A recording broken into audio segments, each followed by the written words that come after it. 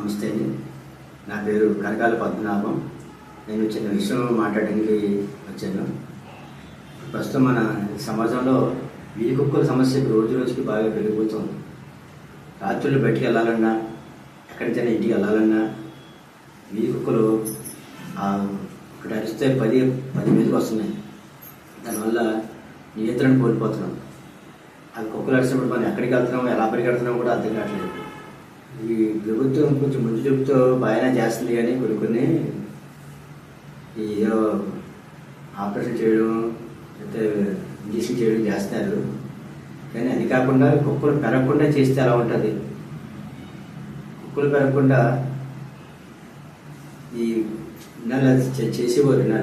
కుక్కలు తీసుకెళ్ళి ఎక్కడో వదిలేసి అవన్నీ కంట్రోల్ చేసేవారు. కానీ కొంతమంది పెద్దలు ఉన్నారు, ఈ జంతు ప్రేమికులు అనేవాళ్ళు కొందరు వచ్చి జంతువులు చంపకూడదు, దాన్ని ఎక్కడ తీసుకెళ్ళకూడదు, కంట్రోల్ చేయకూడదు అని వదిలేస్తున్నారు. అప్పుడు ఏమవుతున్నాయి? చాలా విచ్చలవిడిగా పెరిగిపోతుంది. చిన్నపిల్లలు మధ్య చూస్తాం.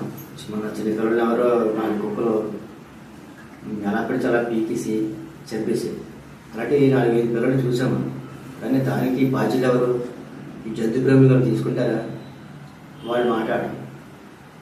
కుక్కలు బయట పెరుగుతున్నాయంటే మన తిరిగిలాగా వాళ్ళు కూడా తిరిగితే బాగుంటుంది. రోడ్డు మీద ఏసీ కార్లో కూర్చుంటారు, ఏసీ రూమ్లో కూర్చుంటారు. ఈ బయట కుక్కలు ఏం చేస్తున్నాయని ఎవరికి తెలియదు. వాళ్ళు కూడా మనలాగే రోడ్డు మీద తిరిగితే తెలుస్తుంది బాధ ఏంటనేది. కుక్కల భయం అనేది, ఇప్పుడు మనం బైక్ మీద వెళ్తున్నాం అనుకోండి, కుక్కలు మనం ఒకటి ఎందుకు వెంటపడితే తెలియదు.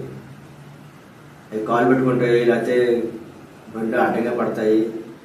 మనం అవి బయటికి మన మీదకి తరుముకు వస్తుంటాయి. అవి మన మీద వచ్చినప్పుడు మనం ఇటు వెళ్తున్నామో తెలియదు. ఒక్కొక్కరు ఏం చేస్తున్నారు?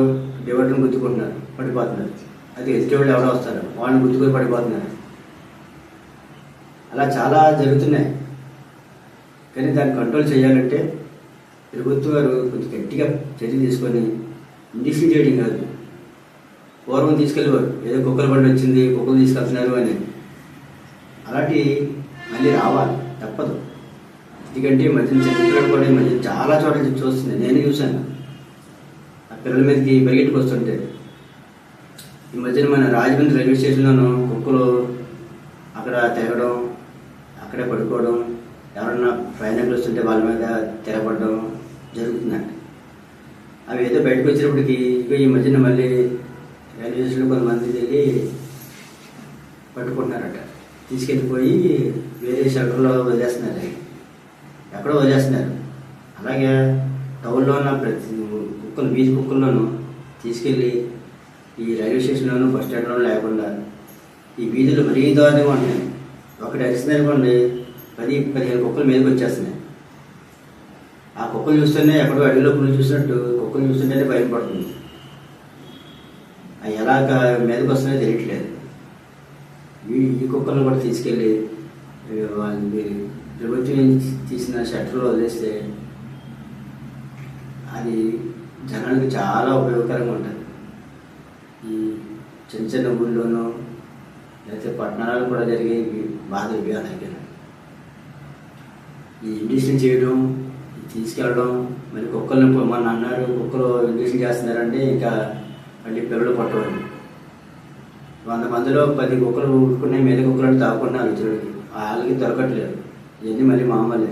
ప్రస్తుతం మా ఇంటి దగ్గరే 2 కుక్కలు మళ్ళీ ఈ మధ్యన పిల్లలు పుట్టి మళ్ళీ ఆ 2 కుక్కలు 10 కుక్కలు తయారైపోతున్నాయి. వీటిని ఎవరు కంట్రోల్ చేస్తారు? అది ప్రభుత్వం బాగా ఆలోచించి కొంచెం మంచి నిర్ణయం తీసుకుంటుందని ఈ ప్రజల తరఫున కోరుకుంటున్నాను. హాస్పిటల్లో చేస్తున్నారట, రోజుకి 20-30 కుక్కలకి ఇంజక్షన్ చేస్తున్నారట. అవి కూడా ఒక్కొక్కసారి అందుబాటులో ఉండవు. ప్రైవేట్ హాస్పిటల్ కొంతమంది తీసుకోవడం, వాళ్ళు రోజు తిరిగిన వాళ్ళు, రోజు కూలి పని చేసుకున్న వాళ్ళు ఈ హాస్పిటల్ తిరగడం, ఈ కుక్కలు బాగా ఇంజక్షన్ చేయించుకోవడం చాలా బాధపడుతున్నారు. ఎవరికి తెలుస్తుంది? ఎవరు చెప్పాలి బాధలన్నీ? స్టేషన్లో ఊళ్ళో ఉన్న ఎమ్మెల్యేలైనా, ఎంపీలైనా, అయితే మున్సిపల్ కమిషనర్లైనా అక్కడ కొంచెం పెద్ద వర్క్ చేసుకొని వీటి పరిష్కారాన్ని ఆలోచిస్తే ప్రజలకి సాయం చేసే ఇది ప్రజల కోసం, పిల్లల ఆరోగ్యం కోసం, ప్రజల బాగు కోసం నేను మాట్లాడుతున్నాను కానీ ఇది నా ఒకరి కోసం కాదు. ఇది ఆలోచించుకొని సంస్థ కొంచెం ప్రైవేట్ సంస్థలు కూడా ముందుకు వచ్చి ప్రతి ఒక్కరు నాయకుని తీసుకుంటే చాలా బాగుంటుందని కోరుకుంటున్నాను.